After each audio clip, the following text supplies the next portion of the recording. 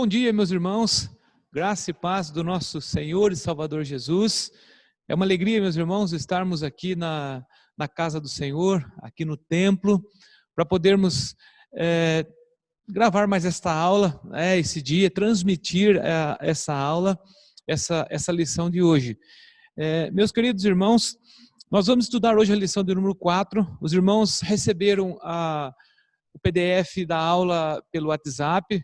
Então, é bom que os irmãos aí estejam aí com a sua Bíblia nas mãos, estarem aí também com a lição, quem sabe impressa ou aí no seu celular mesmo, tá? Para acompanharmos a nossa aula de hoje. Meus irmãos, tem um texto na leitura semanal que é o Salmo 23. Eu gostaria antes de entrarmos no assunto da lição, eu gostaria de fazer uma breve meditação apenas no versículo 6. O Salmo 23, o versículo 6. Está como tema aí na lição, nada me faltará. O tema desse texto, mas nós vamos fazer a leitura apenas do versículo de número 6. Salmo 23, o versículo 6. Bondade e misericórdia certamente me seguirão todos os dias da minha vida, e habitarei na casa do Senhor para todo sempre. Vamos orar. Senhor, nosso Deus e nosso Pai, nós queremos, ó Pai, te agradecer por esse dia, agradecer, ó Deus, por essa manhã, agradecer, ó Deus, pela oportunidade que o Senhor nos deu, ó Pai, de mais esse dia, ó Deus, estarmos, ó Pai, ouvindo a Tua voz, ouvindo a Tua palavra, estarmos, ó Pai, nesse momento, ó Pai, de culto, nesse momento, ó Pai, de adoração, nesse momento, ó Pai, de estarmos estudando a Tua palavra.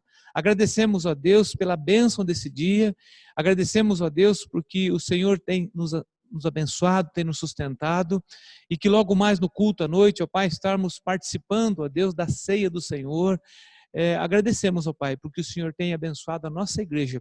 E rogamos que o Senhor continue sustentando, ó Pai, e fortalecendo o conselho da igreja, a vida do pastor, dos presbíteros, dos diáconos, ó Deus, de todos aqueles que estão envolvidos, ó Pai, no ministério desta igreja. Agradecemos, ó Deus, porque o Senhor é presente na nossa vida. E tudo que nós estamos vivendo e tudo que nós estamos passando está no controle das Tuas mãos. Agradecemos, ó Pai, em nome e por amor de Jesus. Amém. Então, esse texto, meus irmãos, é um salmo de Davi, e eu li apenas o versículo 6, bondade e misericórdia certamente me seguirão todos os dias da minha vida.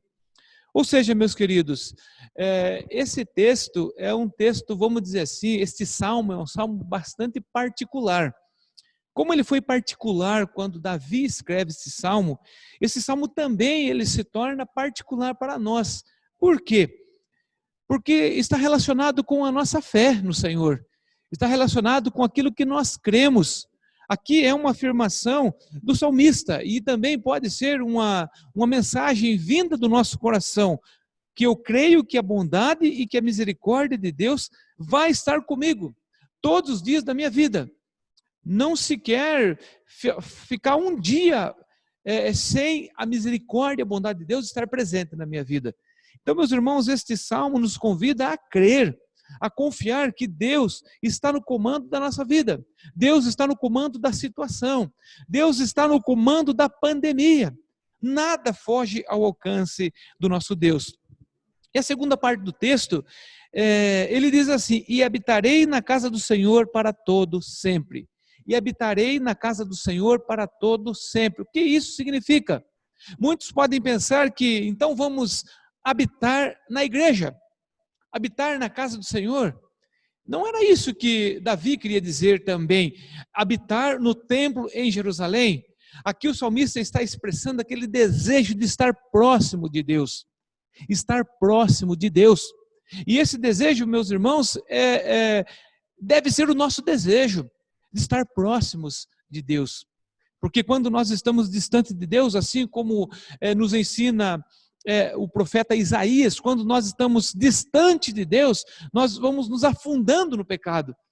Isso nos faz mal, isso nos faz cada vez mais estar longe da presença de Deus.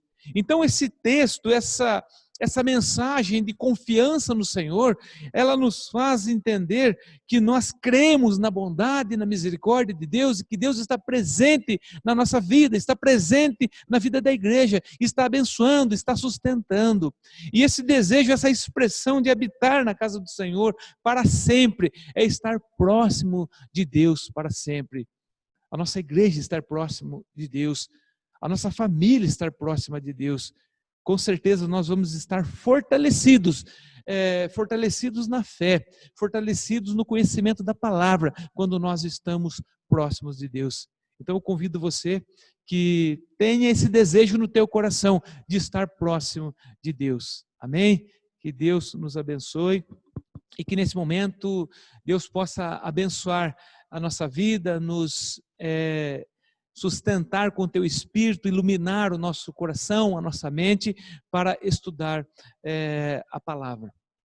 Vamos lá, então hoje nós vamos estudar a lição de número 4 da nossa revista, Igreja em Apuros, lições das 7 igrejas do Apocalipse, lição de número 4. Esmirna, uma igreja rica, mas sofria muito.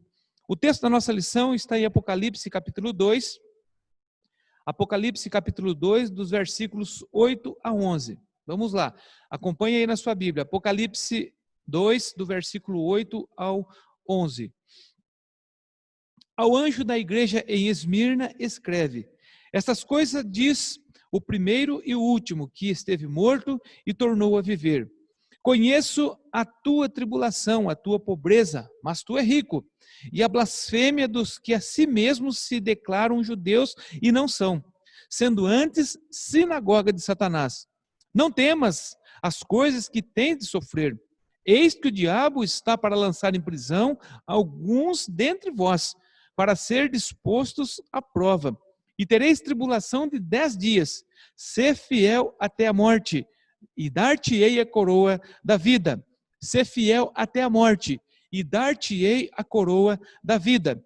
Quem tem ouvidos, ouça o que o Espírito diz às igrejas. Quem tem ouvidos, ouça o que o Espírito diz às igrejas. O vencedor de nenhum modo sofrerá dano na segunda morte. Muito bem. Introdução da nossa lição. Esmirna é a segunda igreja para a qual o Senhor Jesus envia uma carta.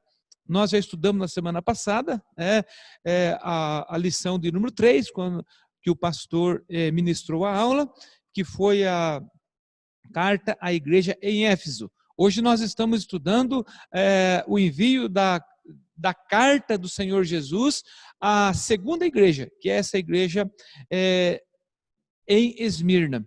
Essa igreja, assim como a de Filadélfia, não recebe qualquer reprovação, apenas destaque para a sua virtude e estímulo à perseverança. Ser fiel até a morte, dar-te-ei a coroa da vida. Ou seja, esse estímulo à perseverança, nós começamos a abraçar para nós.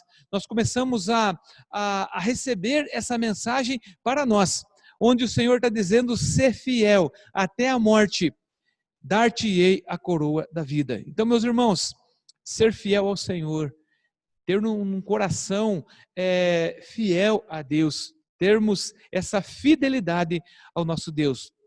Então, esse estudo nos fará lembrar que, enquanto estivermos neste mundo, estamos sujeitos a enfrentar decepções, sofrimentos arrasadores, porém, se mantivermos firmes a nossa fé e toda a nossa concentração nas promessas de Cristo, teremos coragem e perseverança.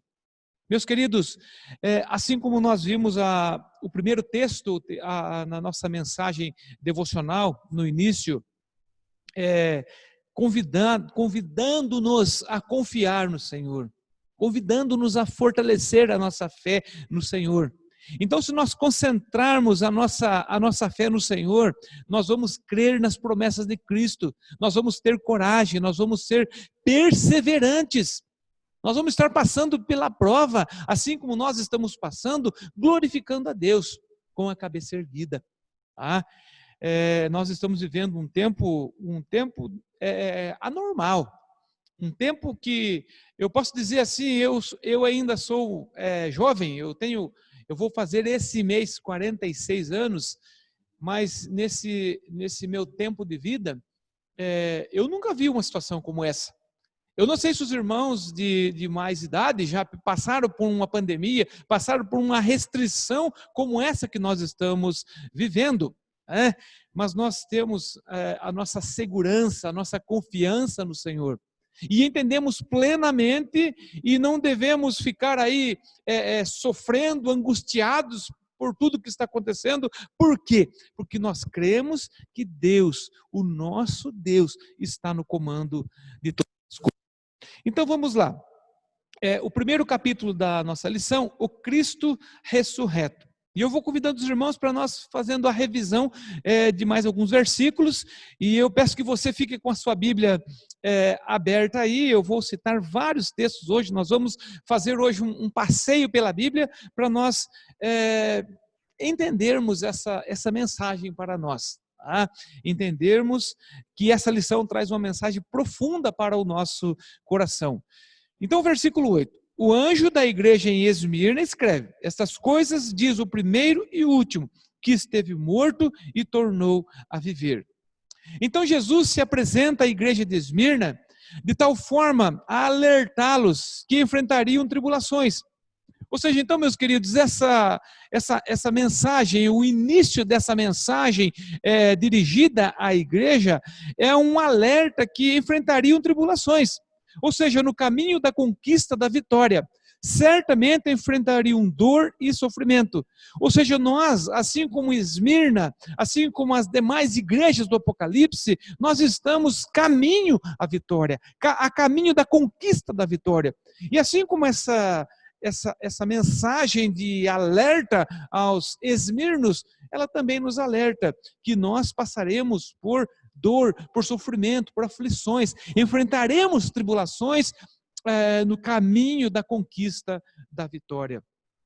Vamos lá para João 17, versículo 5. João, capítulo 17, o versículo 5. João 17, 5.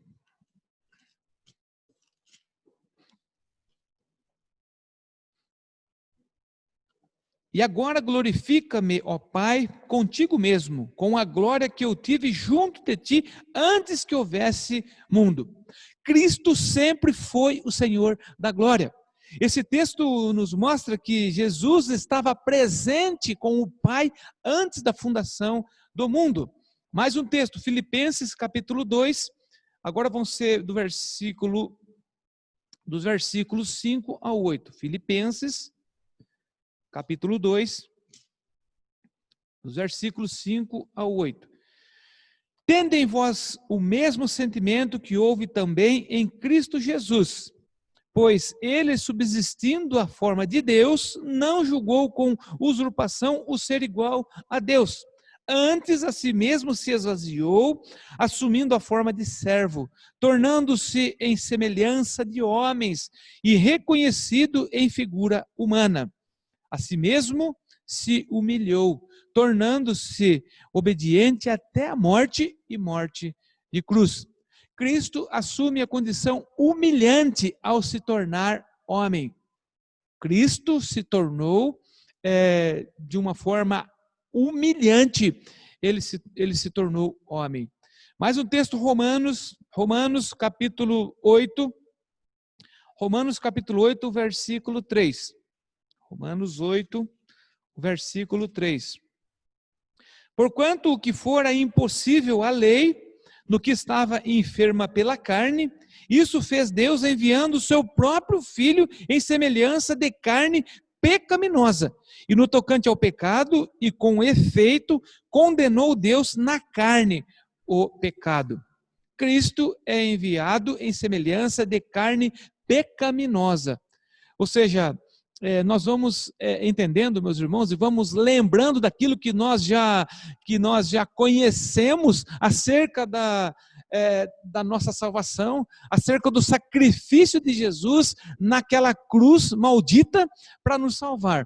Nós estudamos na lição passada, né, acerca de Cristo anunciado e revelado no Antigo Testamento. Então nós vimos as profecias acerca do sofrimento de Jesus. E esse texto vai dizer aqui que Cristo, ele assumiu uma condição humilhante. Ele foi enviado em semelhança de carne pecaminosa. Mais um texto, João 16, 33. João 16, o versículo 33.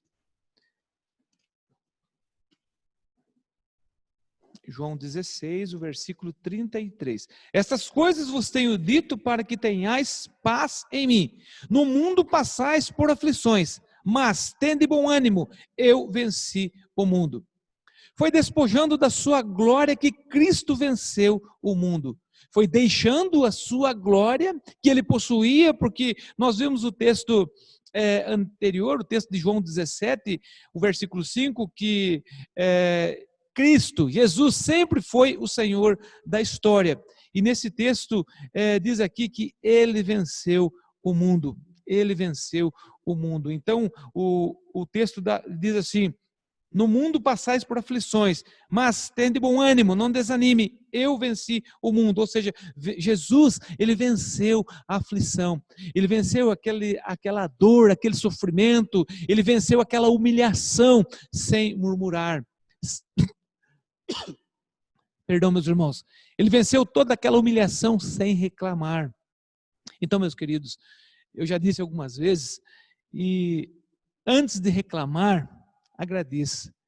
Nós temos que aprender, meus irmãos, com aquilo que Jesus tem de mais nobre a nos ensinar. Não reclamar, e sim agradecer. Jesus Cristo enfrentou a morte e ressurreição, o sofrimento e a glória o sofrimento e a glória. Nós também teremos de suportar um período de sofrimento, mas depois experimentaremos a glória com Cristo. Ou seja, então, meus amados, nós aprendemos na palavra de Deus que quando nós vamos assim, tendo as nossas experiências, as quais não nos alegram, nós vamos passando por momentos difíceis na vida, nós vamos passando por período de sofrimento, mas nós temos a certeza que depois de nós passarmos pela provação, nós passarmos pela aflição, nós experimentaremos a glória com Cristo. Capítulo 2, uma igreja rica. Uma igreja rica.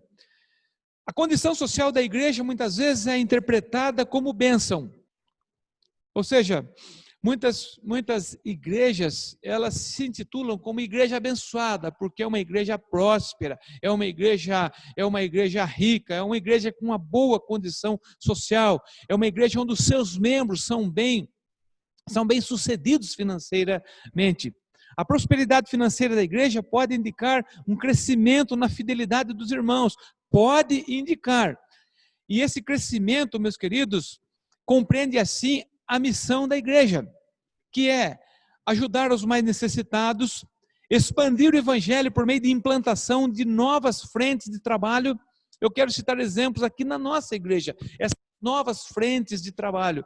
Os irmãos se lembram que antes da pandemia, até o mês de março, onde estava tudo normal, os irmãos se lembram que a igreja faz investimento em transporte para trazer as crianças para a igreja, trazer as crianças para o trabalho da UCP.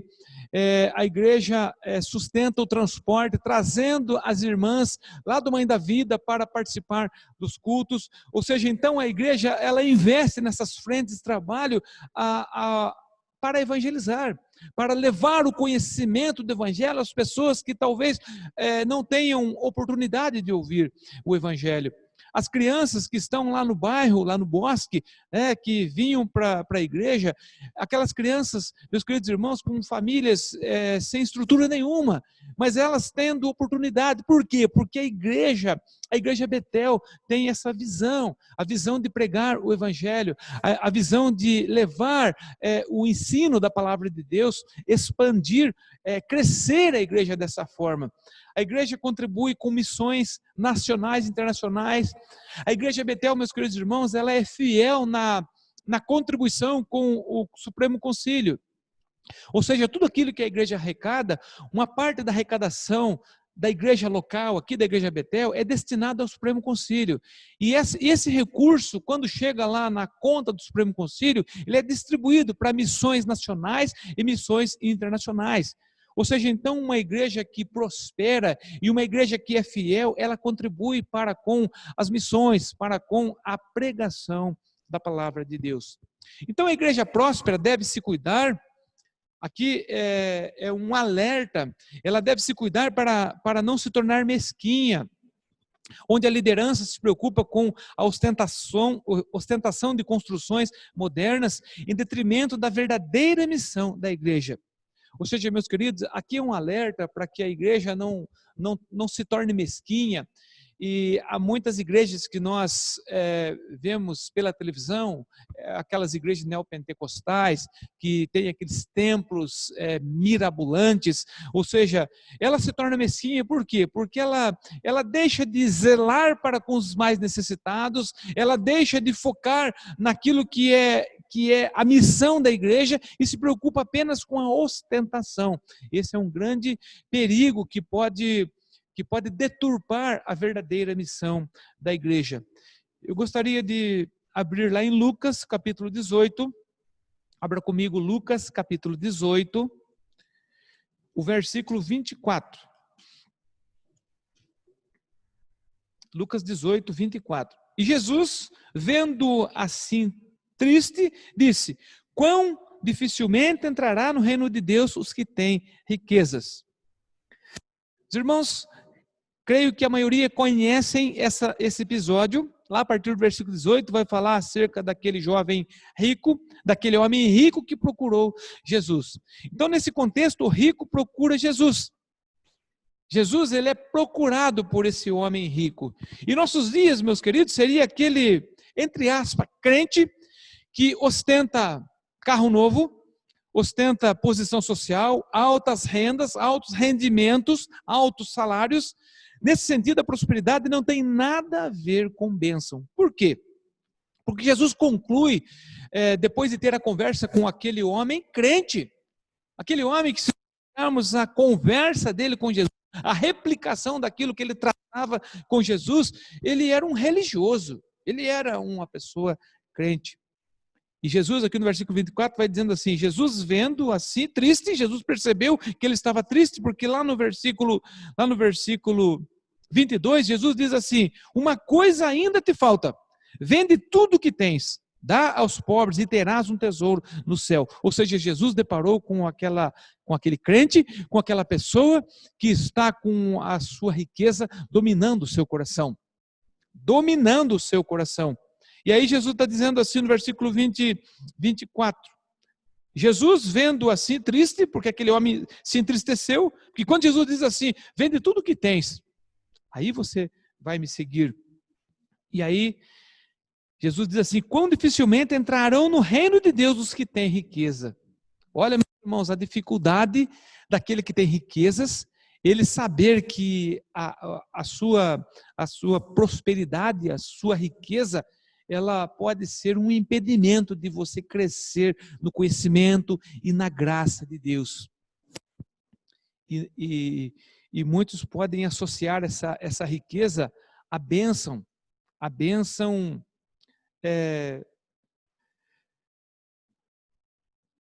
Vamos lá, vamos continuando aqui. Filipenses 4, do 10 ao 13. Vamos lá, mais um texto. Filipenses 4, do 10 ao 13. Filipenses capítulo 4, do versículo 10 ao 13. Alegrei-me sobremaneira no Senhor, porque agora uma vez mais renovaste a meu favor o vosso cuidado, o qual também já tinhas antes, mas vos faltava oportunidade. Digo isso não por causa da pobreza, porque aprendi a viver contente em toda e qualquer situação. Tanto sei estar humilhado, como também ser honrado. De tudo e em todas as circunstâncias já tenho experiência, tanto de fartura como de fome, assim de abundância como de escassez. Tudo posso naquele que me fortalece. Temos que entender que o Novo Testamento não condena a riqueza, nem exalta a pobreza, mas ensina solidamente que a condição espiritual de uma pessoa independe da sua circunstância material. Ou seja, para ser um crente fiel ao Senhor, ele não depende de ser rico ou de ser pobre para ser um crente fiel. Podemos sim ser bem abastado financeiramente, ser uma pessoa próspera, rica, sendo um crente fiel. E também pode ser humilde, pobre, tendo apenas o básico para se sustentar, sendo um crente fiel. Deus, para nos ensinar a confiar nele, muitas vezes faz uso da pobreza, como acontecia com Esmirna. Devido à perseguição dos próprios judeus e dos romanos, muitos cristãos estavam perdendo seus empregos, sofrendo angústia por falta de condições básicas. Ou seja, a igreja de Esmirna sofreu uma perseguição tal que os crentes fiéis a Cristo, eles sendo perseguidos pelos próprios judeus, eles começaram a perder seus empregos, começaram a passar necessidade. Olha, meus irmãos, a aflição que viviam os irmãos dessa igreja. Jesus alerta que deveriam se preparar porque as tribulações aumentariam devido à blasfêmia. Está lá, versículo 9 lá do texto.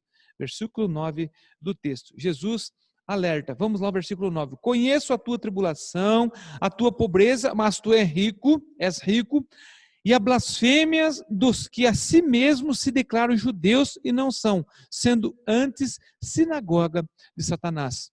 A blasfêmia dos judeus, nesse contexto, está relacionada ao fato de negarem Jesus como Senhor e Salvador. Foram considerados instrumentos de Satanás. Então, meus queridos irmãos, muitas vezes nós não interpretamos corretamente o que é blasfêmia. O que é blasfemar contra Deus? O que é blasfemar contra o Espírito Santo? O que é blasfemar contra Jesus? Aqui nesse contexto, meus irmãos, alguns crentes de Esmirna estavam blasfemando, estavam sendo instrumentos de Satanás. O que eles faziam? Eles negavam Jesus como Senhor e Salvador. E no nosso tempo, há muita gente por aí negando Jesus como Senhor e Salvador.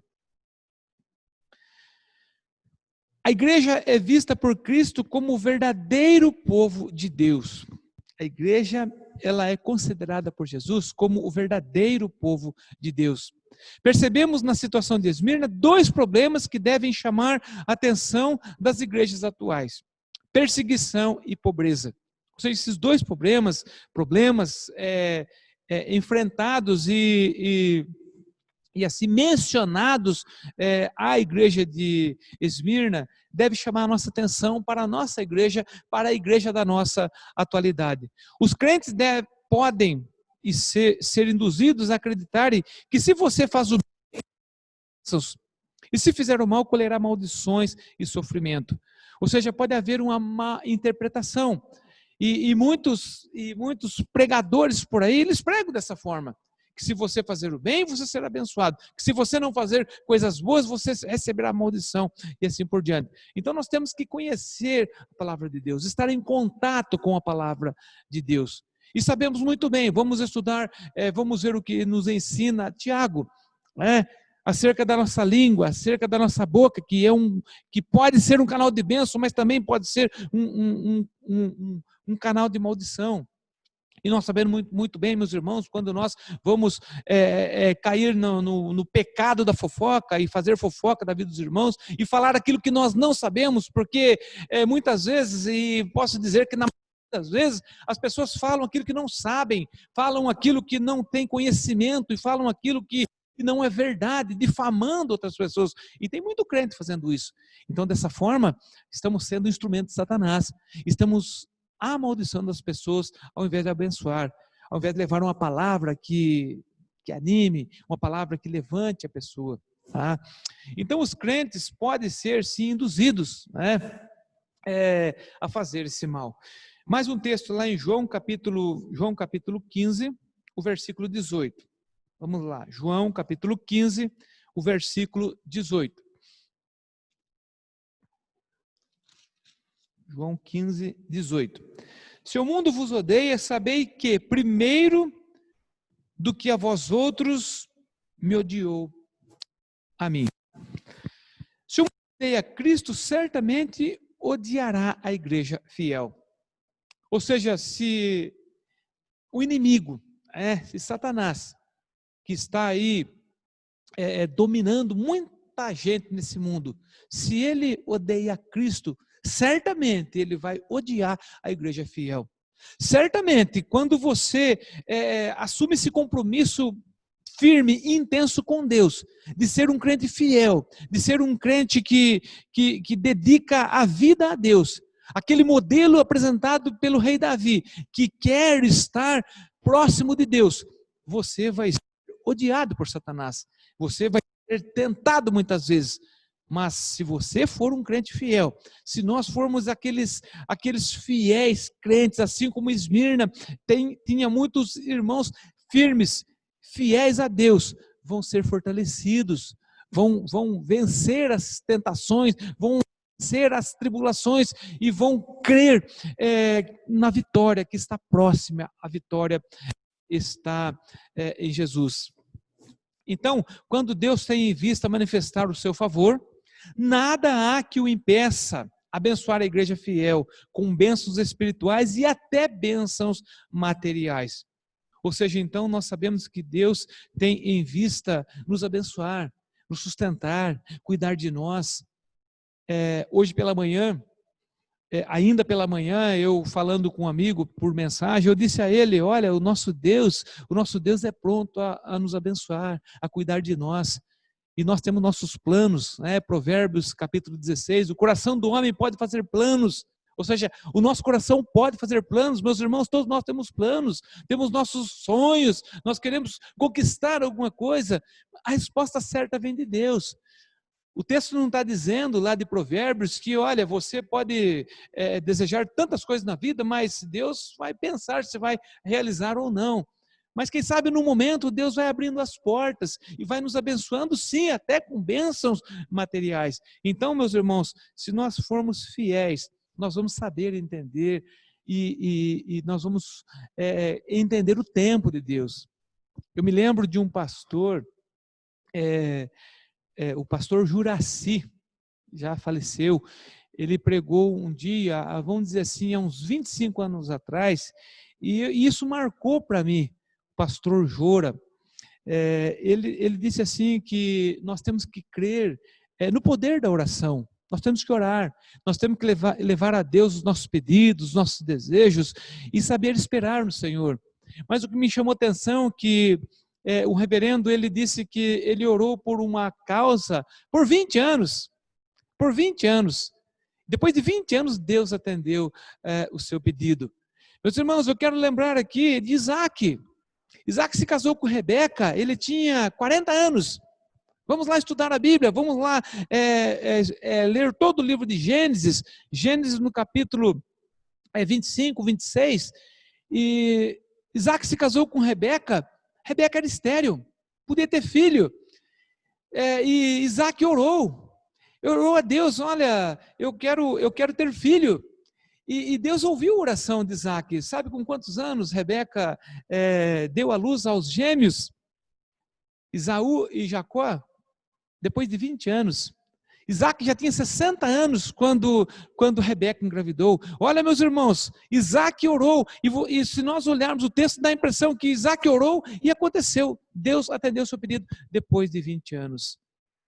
Ele não perdeu a fé, ele não perdeu a esperança, que ele orou e ele confiou que no momento certo Deus atendia o seu pedido. Assim também, meus irmãos, nos ensina a orarmos, a levarmos o nosso pedido a Deus e termos a certeza que no momento certo Deus vai ouvir a nossa oração. Capítulo 3, a coroa da vida, o versículo 10 aqui de Apocalipse, capítulo 2. Voltamos para o texto básico da lição. Versículo 10. Não temas as coisas que tens de sofrer. Eis que o diabo está para lançar em prisão alguns dentre vós. para ser dispostos à prova. E tereis tribulação de 10 dias. Ser fiel até a morte, dar-te-ei a coroa da vida. A igreja já estava habituada a enfrentar perseguição, pobreza e desprezo. Porém, ela é alertada que as lutas ainda não haviam terminado. As lutas não haviam terminado. Lá em Gênesis capítulo 15, versículo 1, onde Deus tem aquela conversa inicial com Abraão, interessante que Deus fala para Abraão, não temas. Vamos conferir o texto? Vamos lá, Gênesis capítulo 15, o versículo 1. Gênesis 15, versículo 1. Gênesis 15, versículo 1.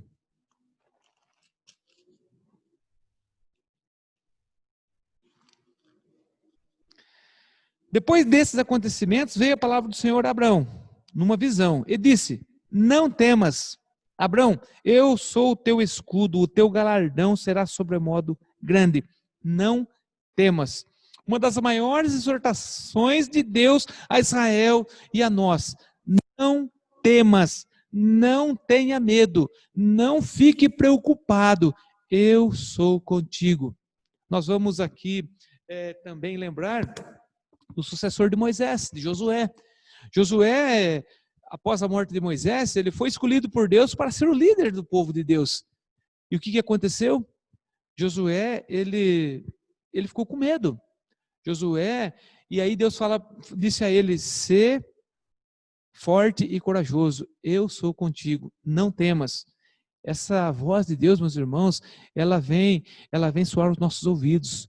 Ela vem dizer ao meu coração e dizer ao teu coração: não temas, eu sou contigo. Os 10 dias de tribulação, que nós vimos lá no versículo 10,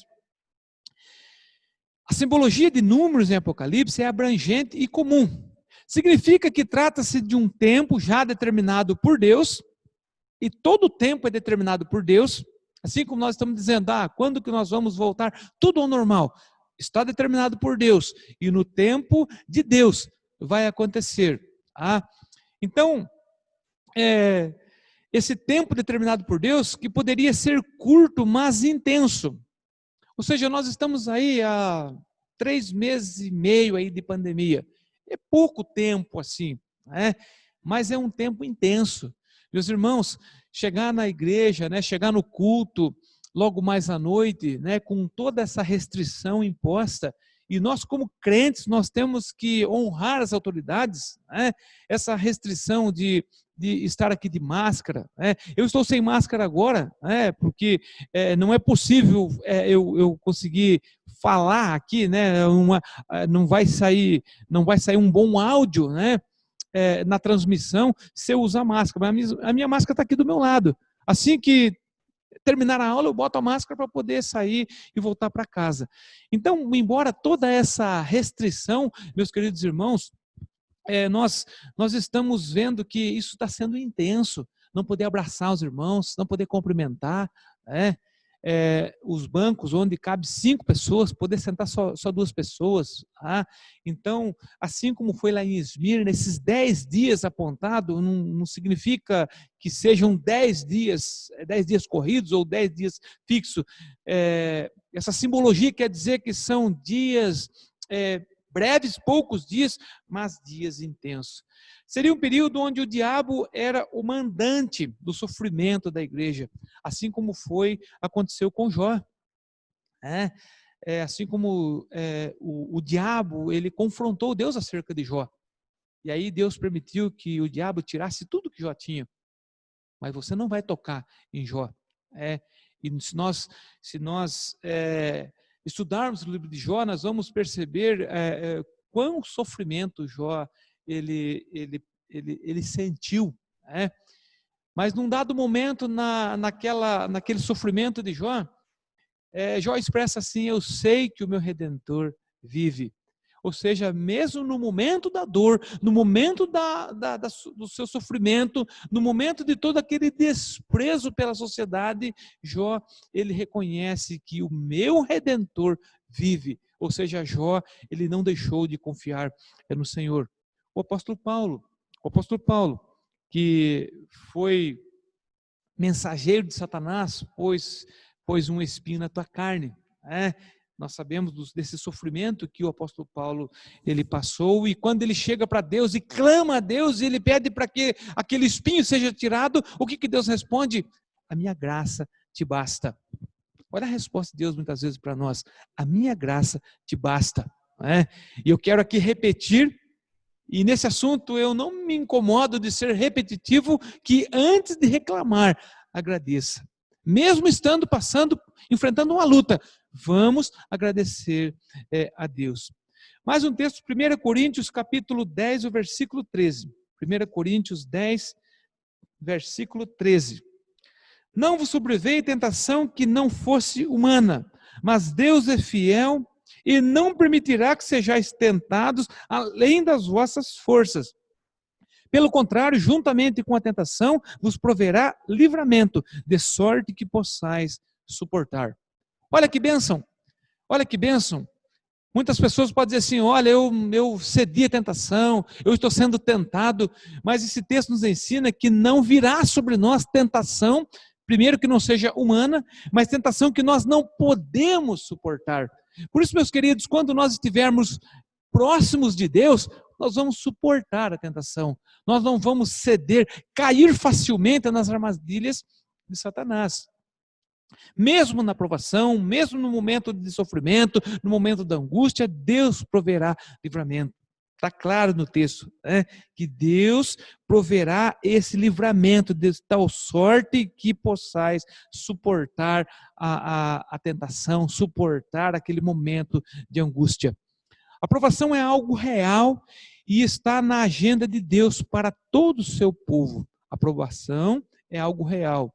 E se nós estudarmos, eu citei há pouco o livro de Tiago, do apóstolo Tiago, nós vamos perceber que esse texto de Tiago, o livro de Tiago nos ensina que a provação que Deus permite que nós passemos por ela é para nos aprovar. É para nos aprovar. Todo aluno passa o ano todo estudando e no final do ano ele tem lá a oportunidade de ser aprovado, de ser reprovado.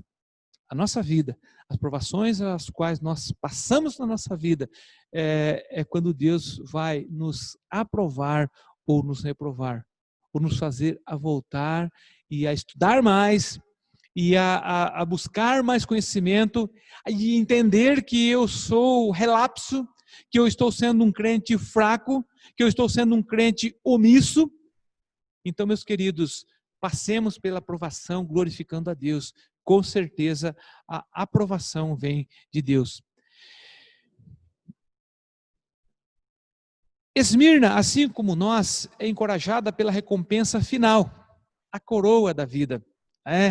Ser fiel até a morte, dar-te-ei a coroa da vida. Meus irmãos, nós somos convidados a não esmorecer diante das aflições presentes e das que possivelmente virão. Ou seja, nós vimos o texto lá de João 16:33, onde Jesus disse assim: no mundo passais por aflições. Ou seja, aflição tal que Jesus passou, humilhação que ele sofreu em nosso lugar.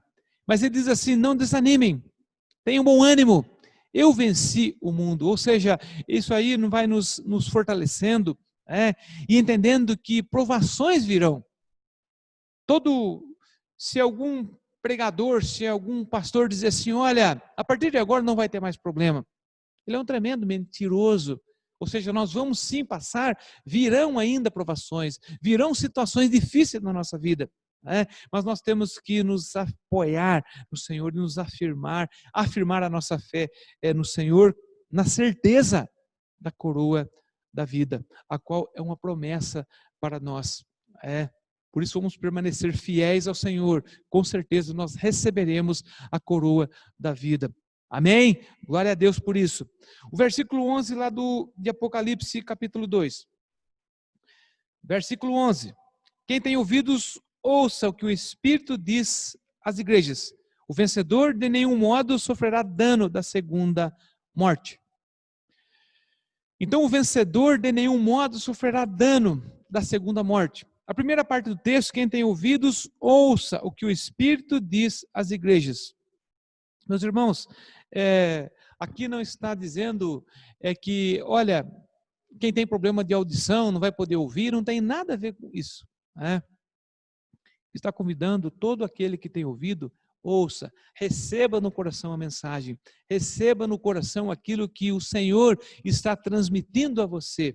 Quando nós vamos para o culto, meus irmãos, logo mais nós vamos ter o culto, e já está aqui preparada a mesa para a ceia do Senhor, as irmãs prepararam aqui a mesa, né, a bênção para o momento da Santa Ceia.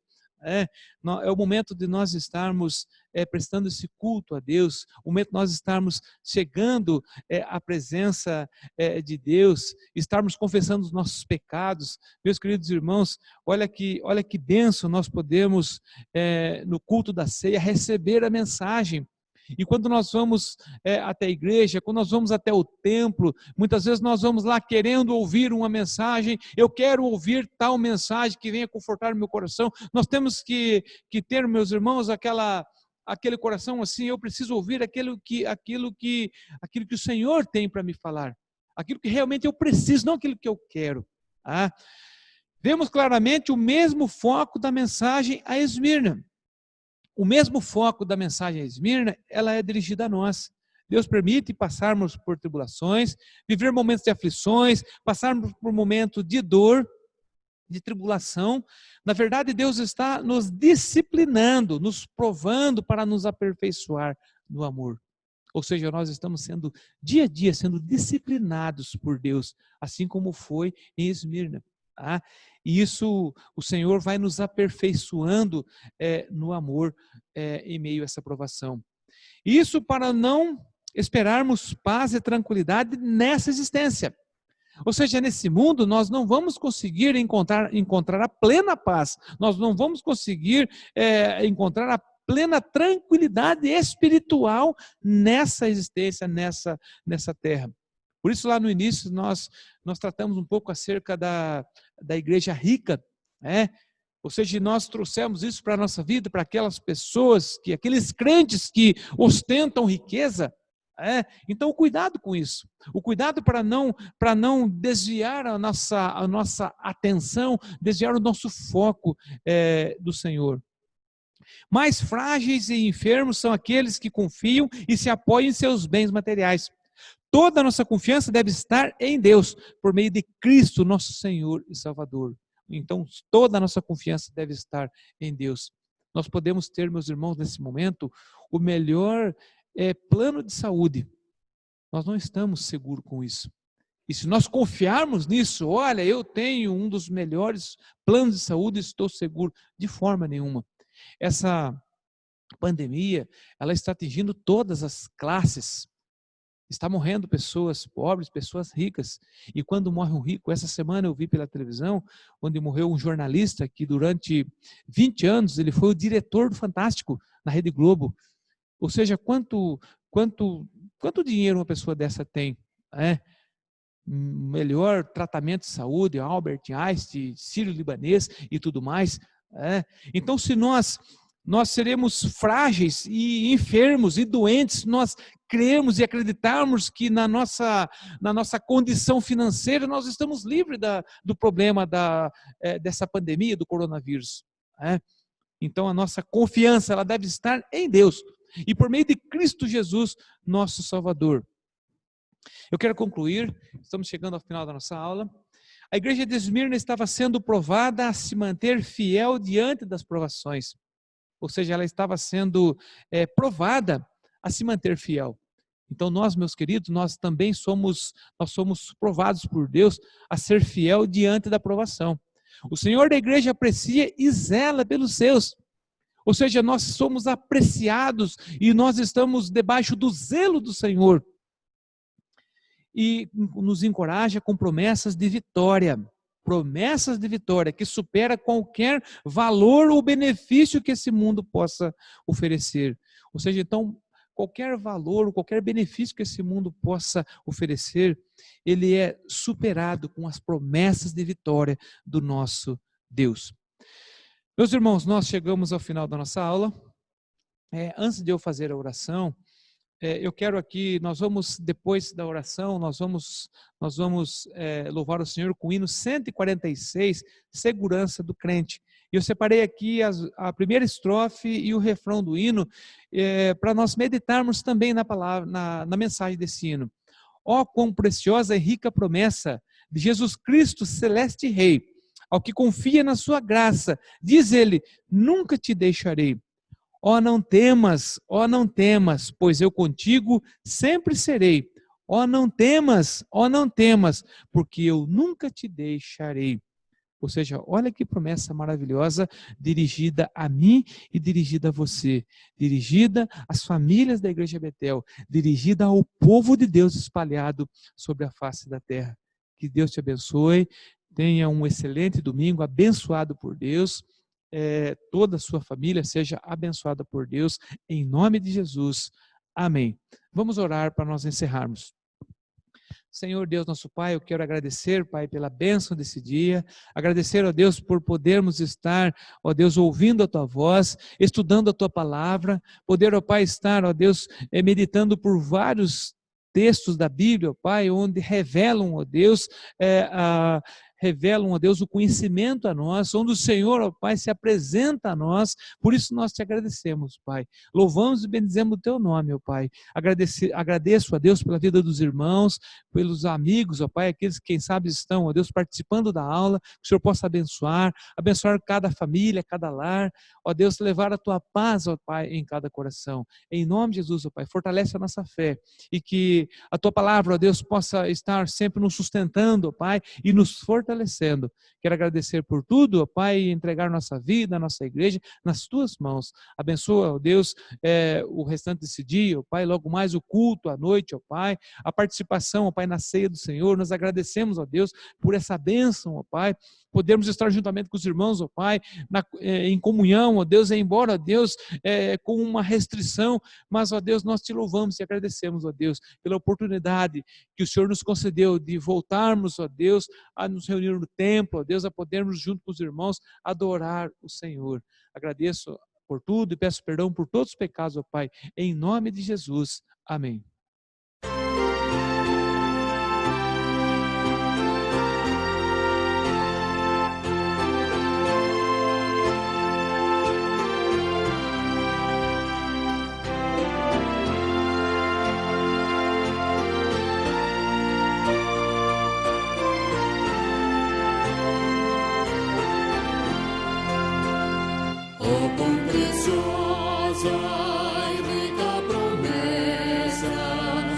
Jesus Cristo, celeste Rei, ao que confia na sua graça, diz ele, nunca te deixarei.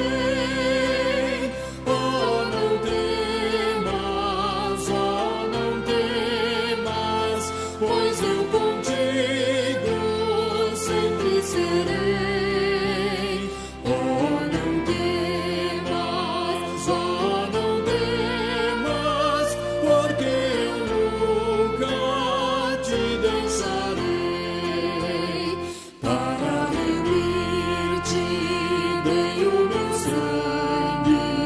Vem sem demora, pois te chamei, meu para sempre, tu és agora, nunca te deixarei. Oh, não temas, pois eu contigo sempre serei.